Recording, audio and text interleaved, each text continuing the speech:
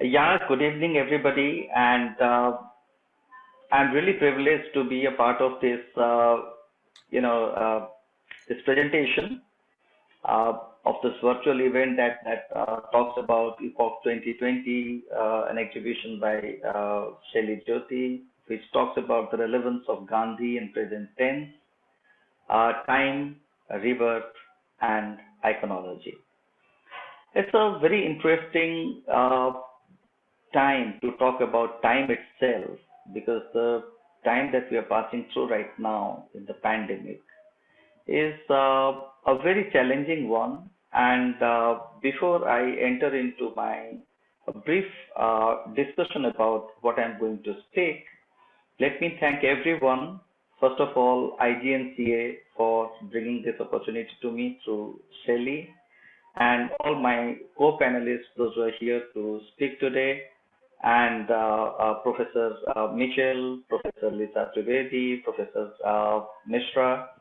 So it's a privilege to share the dais with you and to bring my views about this exhibition.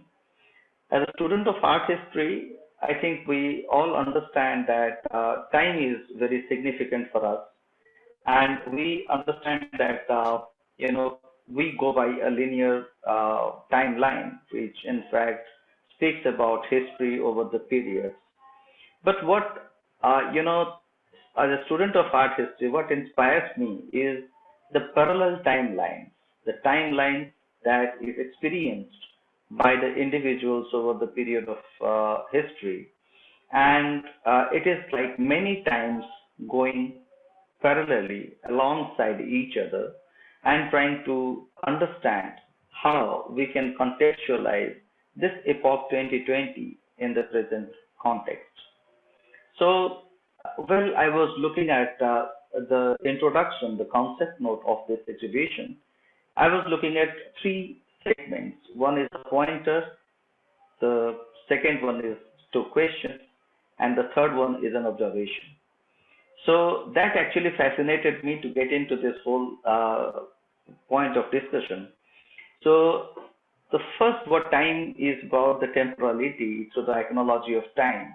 And obviously, when we talk about time, we basically talk about two segments, the linear and the circular, that is mentioned in the Puranas. However, in the contemporary context, the multiple individual lived experiences as a collective creates a multi-dimension of time on the same plane. And I say this because the impact of the situation on the human race is not universal, but it is unique and subjective. Of course, with a note that the pandemic had no choice for people or place. But but the lessons learned are more or less similar during the frozen time that had no choice. And this why I call frozen is because of the lockdown of the physical activities that came to a halt, and everyone was restricted to their individual space in case of the virus infected group that was put into isolation. So a sense of despair, a sense of distrust started engulfing us, wherein the sufferers were not attended by their kin due to the fear of being transmitted. And I'm talking about the time that forced restraint and changed human behavior, for sure, with the pandemic new normal being introduced to humankind. Now, when I say about this, we are perhaps living in the same time per se when we talk about the time. But at the same time, we are also living in our own individual timelines.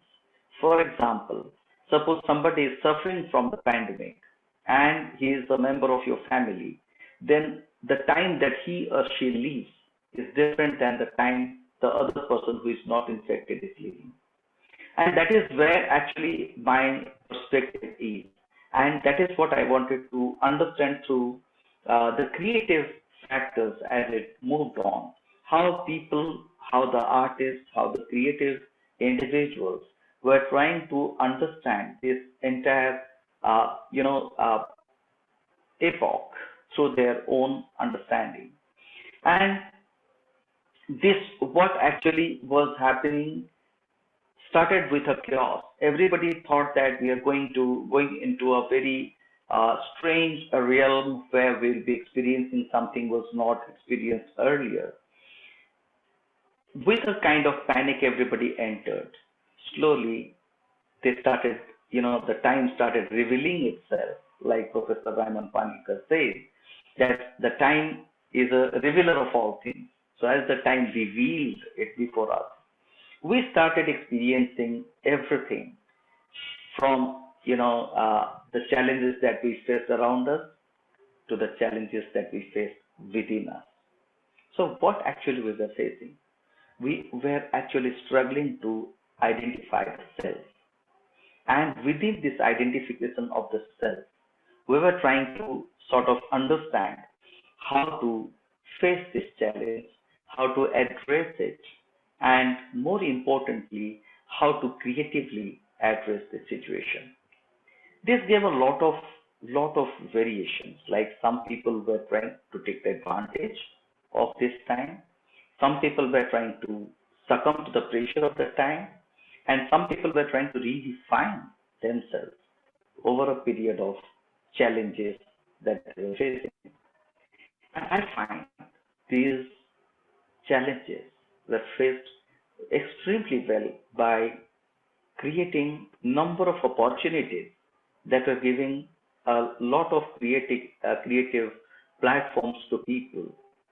First of all, when people thought they're isolated within the four walls of the house, they were introduced to a virtual world where they were trying to interact with whom they would have never interacted in person for a longer time. Everything became so close. Everybody started to communicate. There could be a sense of fear, there could be a sense of uncertainty, but within that sense of uncertainty and fear, they came up from those four boundaries and started interacting in a virtual mode. Suddenly, we found there is a manifested platform of virtuality. That is where everybody were interacting very freely. And come like about 3 months after the pandemic lockdown, which I call frozen time, was over, it seemed like everybody was trying to express themselves in their own ways, in their own means, and were trying to explain to the world at the same time that everything is not over. So human race is very resilient, and we have understood that over a number of occasions. When there is a time of distress, the race has come over, and they have sustained those situations. So when we are looking at time in that context, we're talking about something which is extraordinarily powerful. It can give you a lot of healing effect. It can give you a lot of, uh, you know, kind of self-exploration. And perhaps it gave us a number of ways and means to rediscover ourselves. Perhaps a very less number of people amongst us must have experienced the self in isolation. In a crumbling world where we rush for our life, we rush for our living. To be isolated within four walls was a challenge, but slowly people started to realize that it is an opportunity. And while we were rediscovering ourselves, a lot of challenges that we faced gave us an opportunity again to reconstruct our thoughts, reconstruct our livelihood. And when we were trying to do that, number of indigenous practices came back to ourselves for our living, like yoga, which we thought was not very important part of our life because of the business that we do. But then everybody had time to do that yoga for enhancement of immunity. That what we thought is a breath, you know. People try to take a lot of care about their health. Suddenly everybody became aware about their surroundings. everybody became aware about how they are going to respond to the situation that they were facing. Now, when we're talking about these challenging times, we're talking about something that is coming out of this in a very creative manner. And when I was going through the works of Shelly Jyoti, it in fact was extremely powerful, and they were giving us a lot of information. And those information were not like something which is very limited to a personal interpretation of time, but sort of dwelling between a professionalism, a professional identity, as well as the personal experiences. So for me, the work that we are going to see in this exhibition and the works that were presented were very interesting to me because they came on a different medium. Earlier, I am used to looking at Shelly Jyoti's works in the indigo, in the Ajrak pattern, and now I see them on a acid-free paper, and they are not only coming in with forms that were very engaging, but are also coming in with a lot of experiments. And those experiments were giving us an idea as to the fleeting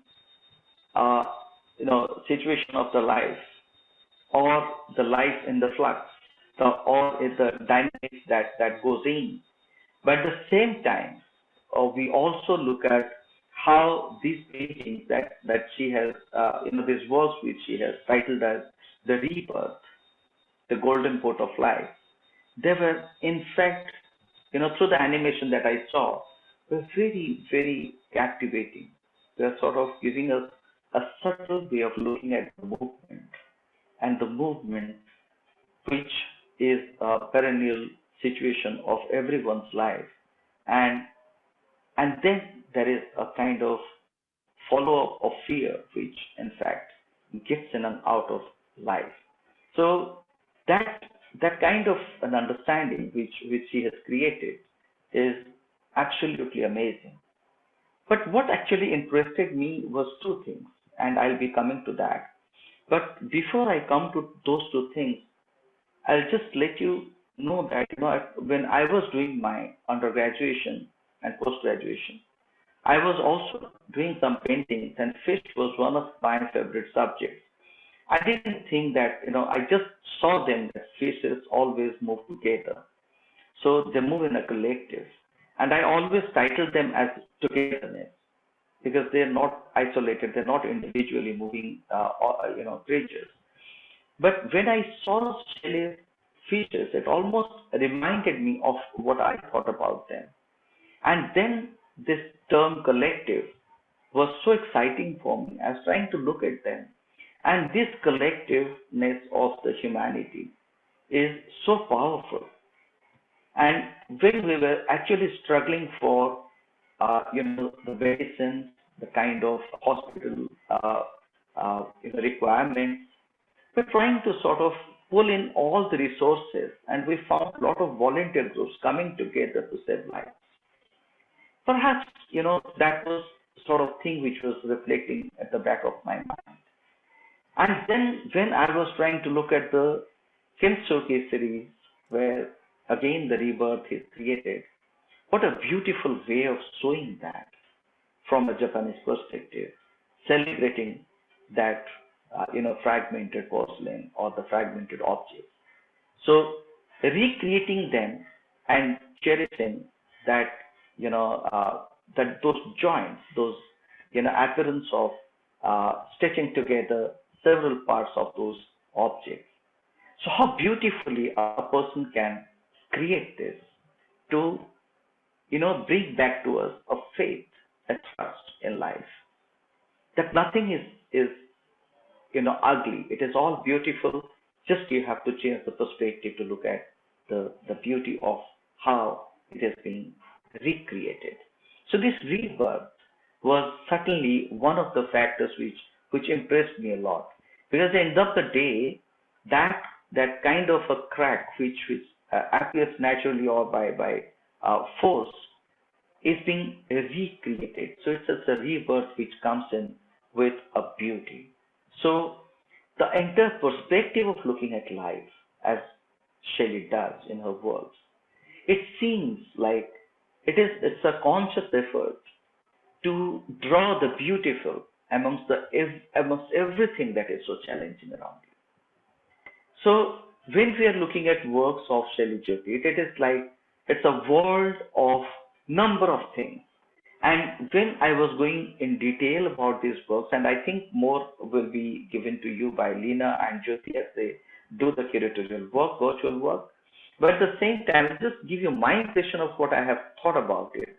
The kind of motifs that they appear from those ajrak, they reappear.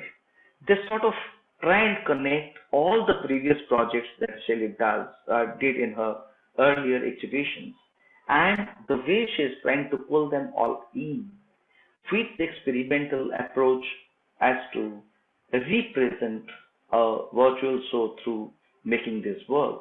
And when one sees those works, it is not devoid of a textile. It's very much close to what a fabric can say, the kind of statement that they're trying to create. But at the same time, there is a number of other things which are also simultaneously appearing on the surface.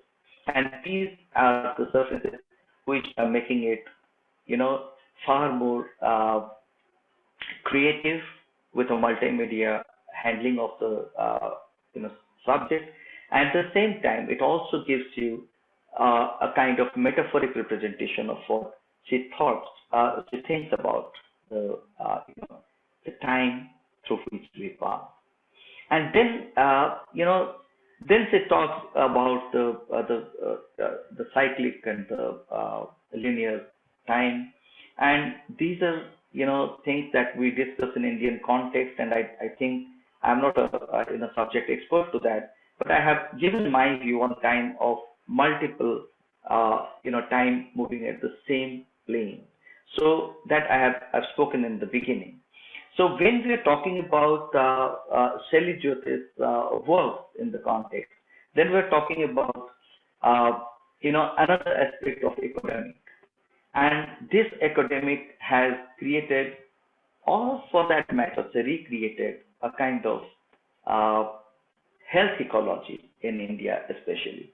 Just I completed writing a paper on the indigenous treatments and food culture in Uttarakhand during the pandemic, and I was doing a survey, and I found that a huge number of people, at least 70% of the people that we had interviewed, said that they had gone back to the indigenous treatment, the Ayurvedic treatments, the yoga, and the food habits. And this is what a culture which is 5,000 year old can give us. So what we did is something that was a homecoming to our own rich cultural tradition and heritage.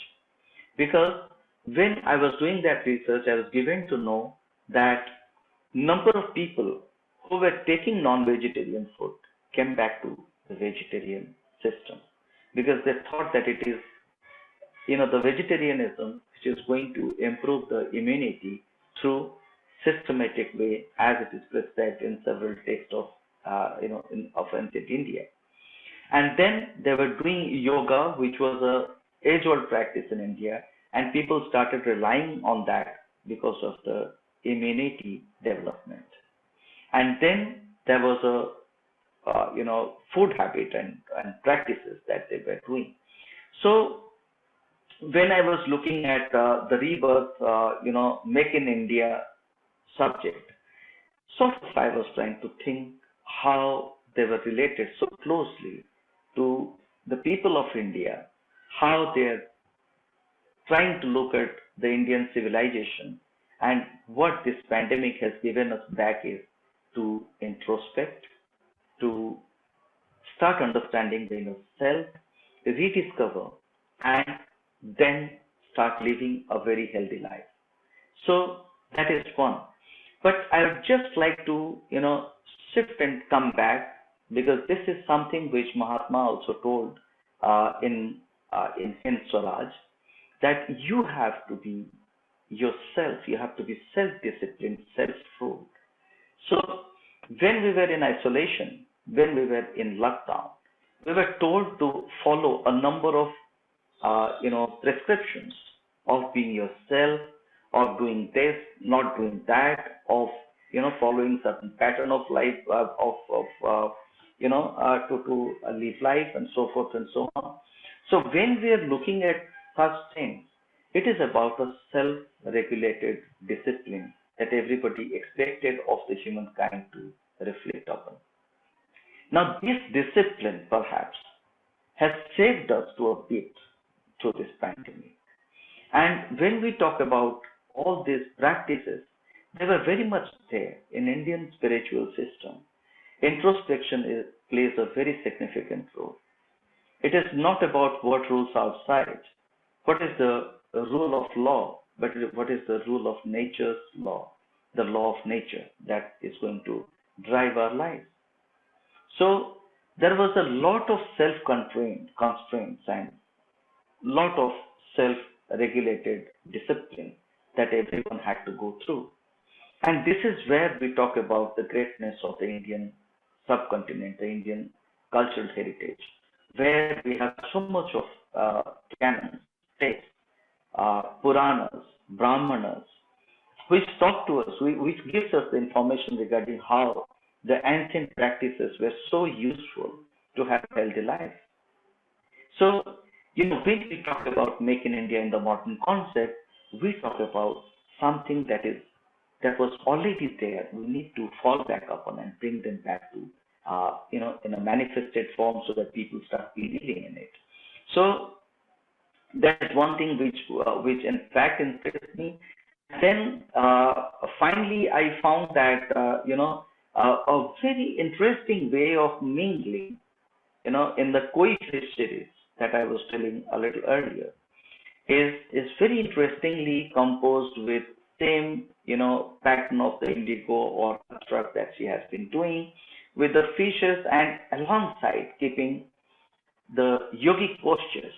How beautifully these yogic postures are created in a way that it almost transforms into a lot of dynamic movements and a lot of balancing acts.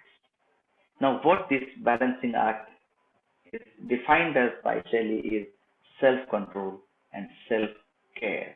So, when we were getting a chaotic world outside, Shelley almost tells us to get back to self-care. And not only Shelley, but it was a practice which was done by most of the human race to have a self-control, to have a self-care, because everybody has to look after themselves. So these works are not only artworks that I see in isolation as a work of art which has to be displayed, but I see them as something which has a very deeper relation with our life, our habits, our behavioral pattern, and so forth and so on. So finally, where she ends is infodemic, and that's quite an amazing thing. In a world where we find a huge lot of information that in fact surrounding us, where it is very difficult to put them together into a nutshell and figure out which is right and which is wrong, which is fake and which is truth. These all information are overflowing us. And how to get the right information in that became a challenge, especially during the pandemic. And why I say that? Because during the pandemic, we found the information started flowing in the virtual networks and in the websites, where we were almost like every day visiting. And as a teacher, we were supposed to teach online, which was not practiced earlier, but which was introduced in the mid of the pandemic in order to continue with the educational system, with the progress of the educational system. So that is where we also felt how interesting this is. This is very good to explore a new world, but at the same time, how challenging it is to address the students through this new mode, virtual mode.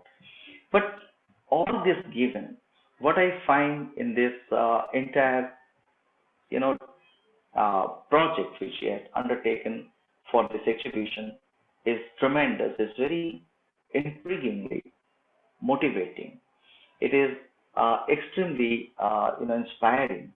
And while we find hundreds and hundreds of online exhibitions which are happening during the pandemic and after, why I say after is because now we are thinking that we are over with the pandemic, and therefore I term it as after. So when we look at this time, we find that such, intentional, intensive work with such serious mode of curatorial discipline coming up for everyone to see. So it's really very amazing. My congratulations to Shelly Jyoti for this exhibition, and I am very happy and proud to be a part of this. Thank you so much.